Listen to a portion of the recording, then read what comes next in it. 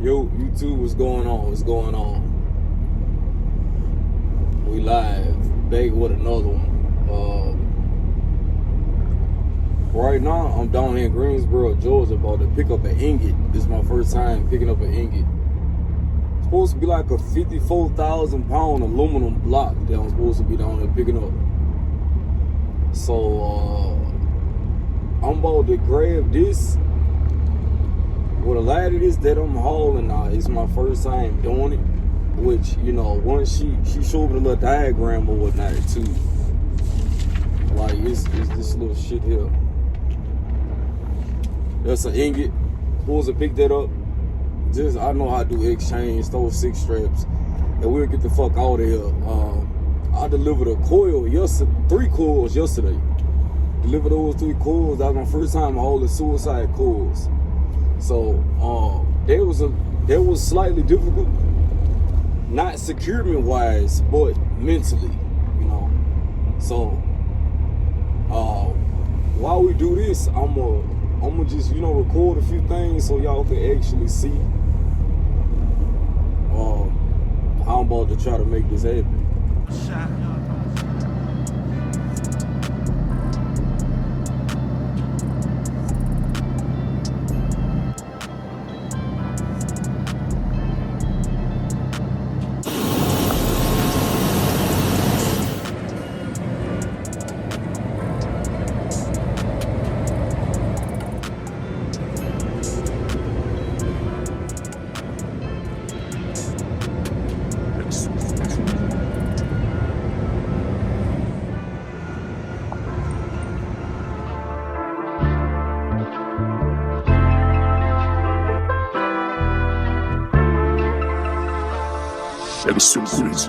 I'm from the go, but we ready to go.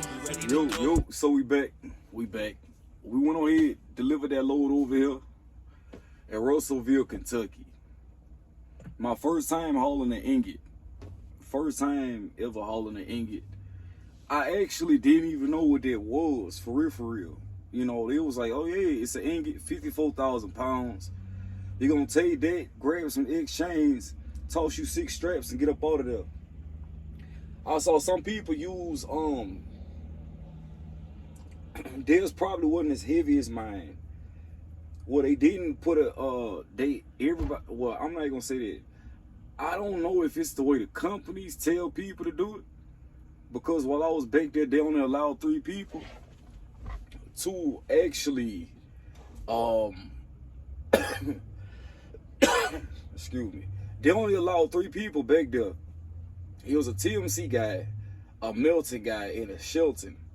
So I was like, looking at the way people was doing it, and one guy ended up doing 6 straps, 2 exchange. The other guy did the exchange with the 6 chains in the middle. So I asked safety. They was like, yeah, just do exchange, 6 straps, and you'll be good to go. To be honest, the whole trip, you know, you start 50 miles, 150 miles after that. So I did that, and nothing ever came unloose. So I don't know if it just settled or that's just the way that these ingots do. But that was my first time doing it. We got it up here to Russellville, Kentucky, dropped it off. But the main thing is, that coil situation, I went out to Middletown, Ohio to go pick up some coils. I picked those coils up, I'm not gonna hold you, man, clenching, like, bro, the whole time. Like, I was clenching, bro. That whole 8-hour ride back down to Georgia to deliver that, bro, was just, I ain't gonna lie, I do not like coils. I can't, I believe I watched too many videos on suicide coils, what they'll do. It was guys pulling in there getting coils that was like 40-something thousand pounds. You could tell by how many chains that was on it or whatever like that, versus my coils, when some people probably like, bro, why would you put straps on the coil? The thing is, the first coil was like 10,000 pounds. The middle one was like 15,000 pounds. And then the last one was 12,000 pounds. So I was good with 2 chains on each one of them. So with that being said, I could have just slid with the 2 chains and still been legal. But from the way some drivers over here already do it, they go ahead and they toss their strap in the middle just for a little bit downward pressure, you know what I'm saying, or whatever like that. It wasn't, I know certain ways to do it, and even when I was being showed how to do it, they like, all right, boom, you're gonna throw a chain right here, chain right here, chain right there, whatever like that. But by me only needing 2 chains, to just sometimes, like safety say, just throw the strap in the middle just for a little bit more security. That's what I did. Edge protectors, go ahead and top it. I'm not gonna hold you. I'm not a master when it comes to topping. It just don't. I couldn't too much. When I put the top over it, I'm like, bro, what the hell? How they get their top so pretty? Then another guy walked over. He was like, you trying to get it to look like his over there? I'm like, yeah, but he was here before me. So he was like, if you pay attention to his tops, he X-strapped the first one and X-strapped the last one. So the tops got something to lay down on for that foundation. I'm like, bro, I'm not about to do all that just to make some tops look good. Because that's mainly the main reason why they even do that, just so that the top can look a certain type of way. So I ain't gonna hold you. I folded the sides, folded the front, crossed them in the front.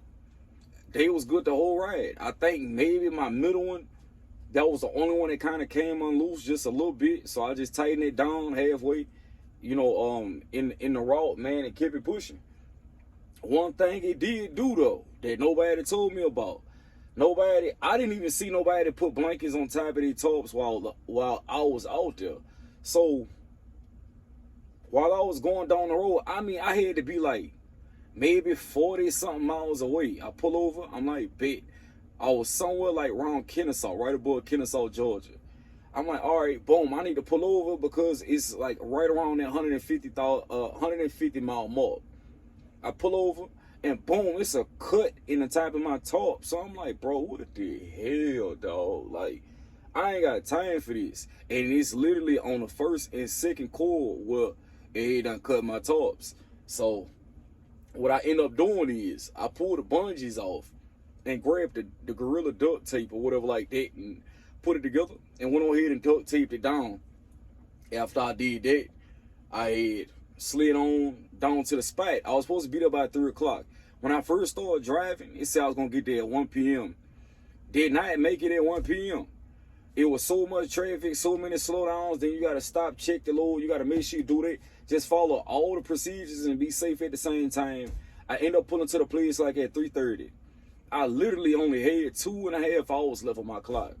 So when I pulled in, the dude was opening the gate so that he could leave out. And then as I pulled in, he walked back to the truck like, hey man, we gonna be back at 6. I'm like, bro, I got 2.5 hours. How long we gonna take you to unstrap it and unsecure it and all that? I said, bro, give me 5 minutes. So he was like, all right, cool, I'll go get a forklift.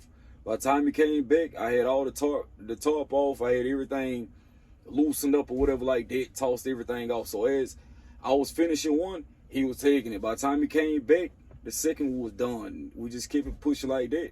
He went on ahead, signed the paperwork. I pulled outside the gate, put everything back where it needed to be. And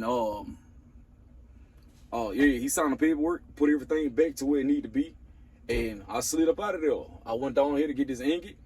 And I had a little bit of relief off of that because I really didn't, even though I know my chains, everything was good. I don't rock with no coil, man. I think maybe the more that I haul them, I'd be a little better.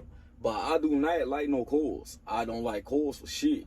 Like, they can have them coils. Like, if I got to go pick them up again, I'm going to do what I got to do because it's my job. But at the end of the day, I'm not friends or fond of no type of coil. Even the ones they say that stand straight up and you got to throw across, I do that. You know, because they standing straight up. But them ones, the eye to the sky is, I do them. But that fucking suicide coil, I ain't rocking with it. They can have that motherfucker. Like, the other one I think would be cool too. The one you turn long ways where the eye is facing the cab. You know what I'm saying? Cause I know I could toss straps straight across that bitch. Like, probably throw a couple chains, and I can put straps side by side on down right there to make sure it don't go nowhere. But that suicide, hey man, they can have it. they can have it.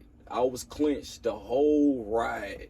Then when you come into Atlanta, all that slamming on brakes you had to do because people jump right in front of you. Even trucks.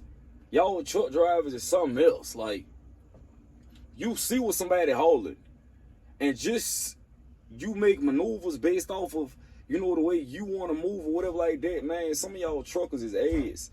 And if we had a pause button to pause everything and hop off that bitch and get busy one time, bro, like, because some of y'all truckers need to be slapped to fucking sleep on some real shit because y'all no longer have courtesy for what somebody else hauling or another driver. That courtesy has completely left trucking when it comes to being on this goddamn road. And I feel like that's one reason why I actually picked this company, so I could be home on the weekend. I can take my ass to the crib and I can actually recoup. Companies telling you 2-3 weeks off, bro. Your second week of being off, you gonna run recaps and you're not gonna make as much as you did that first week. Sorry, bro, you can't do that much work off of recaps. What you gonna say? Yeah, I can run recaps and run 8 hours a day, man, bro. Like, nobody wanna hear that. Nobody wanna hear that. You only need 1 week off to maximize your bread. After you don't maximize that week, bro, you need to recap. By your 7th day, by your 7th day, all the work that we put in with flatbed, bro, your time is damn near gone. So you running recap after that. There's no need to stay on like that. Even if you pulling reefer, drive in, whatever. If you really running, you gonna keep running 8 hours every day, you still minimizing how much money you can make. Just do a damn recap. That's why I understand why a lot of these companies, they be like, oh yeah, go out for 2-3 weeks at a time. It ain't no need for it. It ain't no need for it. Now, if I go through a 34-hour reset somewhere, like say for instance, I don't want to be in Atlanta. All right, cool. You already got me up here in the Midwest. I run around the Midwest and you can send me back home next week. As long as I do my 34, somewhere where I know the freight is decent and I can actually maneuver around. Like at the beginning of the week, start my week off fresh. Like that's fine with me. But if I'm out unwillingly and you just like, oh yeah, well, that load don't deliver the Monday and you got me sitting somewhere I don't want to be and you ain't got no service, ain't no need for all that. But that's a whole nother subject. Hopefully tomorrow I get something. It's probably, he said it might be one of them out to the skies, or it might be some sheetrock or shingles that I end up picking up tomorrow. I'm gonna see, cause I ain't never hauled this big ass Ingot, but they ended up being on the goddamn agenda for the day. And that was pretty decent. It was 54,000 pounds and it didn't even feel like it. I climbed Mount Eagle. I probably dropped down the lowest is 8th gear. Took that on up and dropped it. I ain't gonna hold you. When you start dropping the hill though, you can definitely feel it pushing you. You know what I'm saying? But as long as when you hauling this stuff, you stay off the brakes. Stay off the brakes. That engine brake in your following distance is your best friend. And nothing is a rush at all. So I enjoy it. You know, once I run when I run a full week, I'm gonna give y'all an update to let you know what the settlement out you're talking about. And then we could turn around and we could do the monthly. Then we might turn around and do a review. Got a couple people that done came over here based off of referrals. I didn't refer y'all, so don't even do that. But based off of, you know, just watching videos and stuff like that, you know, it's a couple people that done came over here already. They're just like, all right, bro, we're gonna rock with you. We're gonna run with you. We're gonna all do this shit together. I don't mind it. Let's get to the money. Let's try to figure it out. Like, you know what other people talking about dead? Hey, we doing this, we doing that. Congratulations. Do that for yourself. That's fine. As long as you can make a little bit. Well, I know in my brain, it's like, long as this LLC can make a little bit of bread, and this one right here can take care of like some little side shit I want to do, or whatever like that, that's cool with me. You know what I'm saying? The truck is running pretty decent. I think I do have a sensor problem because my engine light pops on, and then it goes off, and then it pipes back on, and then like when the dude plugged it up, he was like, it ain't reading no codes to me. So I'm like, hey, it just might be the truck, or when that sensor pop back up, I'm gonna hook up that OTR tool and see what it's doing. Because when I take it to the shop, it's not doing nothing. But then when I'm on the road and say, for instance, like it's cold as hell, that sensor will pop on. And then it'll go off, like maybe after 100 miles or something like that. It'll go right back off. But other than that, the truck been running pretty decent, you know. we're gonna see where it go to. So I'm pretty sure y'all looking for this settlement video. That settlement video will be coming, so I can, you know, I seen on my last settlement,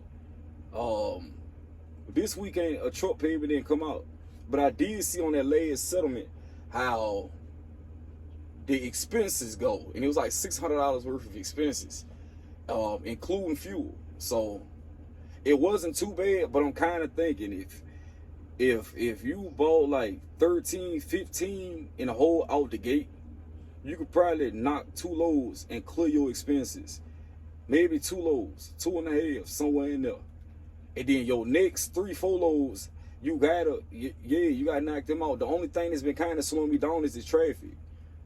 I got loaded with that coil. I ended up having to do a 10-hour break there. I got up at 3:50. No, I got up at 3:30. Got up at 3:30 to leave out, but it was a 45-minute delay on I-71 coming through Cincinnati. So I didn't leave. I waited until 5 o'clock when it all cleared up. Then I headed out. Once I headed out, then I ended up running into traffic down in Chattanooga, and then traffic down in Atlanta. Everybody know Atlanta traffic gonna kill your ass regardless how fast you driving. Today, traffic in Atlanta wasn't bad, but they definitely had a big accident on I-75 North, right outside Chattanooga. Like before you cross over, they had an accident right there, and that slowed me down a lot from getting here. That put me probably like 45 minutes behind. But other than that, it's been pretty decent, you know. So we still getting to it, you know. Ain't nothing too crazy. I just want to make sure I keep y'all updated with what I got going on. And I appreciate y'all for checking me out. Like, comment, subscribe, all the good stuff. Catch up with you on the next one.